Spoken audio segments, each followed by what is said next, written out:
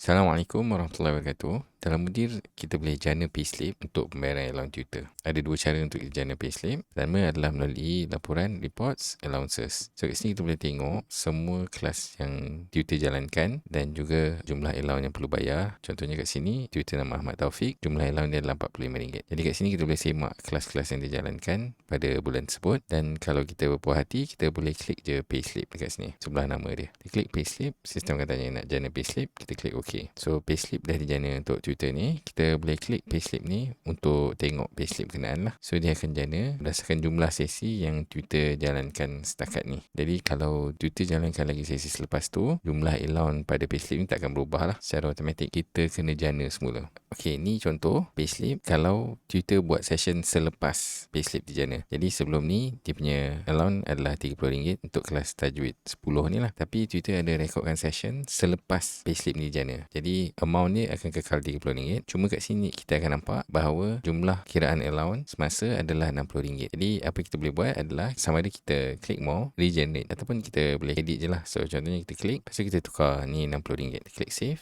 So dia akan tally dengan kiraan allowance berdasarkan sesi semasa lah. Satu lagi adalah kalau di line tak tally, sebelum kita bayar, kita boleh nampak dalam senarai payslip ni lah. Kalau kiraan allowance berdasarkan sesi yang dijalankan semasa tak tally dengan jumlah allowance yang perlu dibayar, dia akan keluar nombor macam ni. So yang ni kita boleh klik untuk tengok lah kelas mana yang tak tally lah. Okay, tu satu cara untuk kita jana payslip. Satu lagi cara adalah kalau kita pergi ke menu teachers, payslips. So kat sini kita akan tengok semua payslip ikut bulan lah. Kita generate untuk semua tutor. Kat sini ada dua butang lah. Satu generate new, satu regenerate all. Bila kita klik generate new, sistem akan generate semua payslip untuk tutor yang belum ada payslip untuk bulan semasa. So dia takkan kacau lah. Yang tutor yang dah ada payslip, dia takkan kacau. Dia akan generate untuk tutor yang belum ada payslip saja. Butang regenerate all ni pula adalah dia akan regenerate semua. Tutor yang dah ada payslip pun dia akan generate juga semua. So contohnya kat sini kita klik regenerate all, klik OK.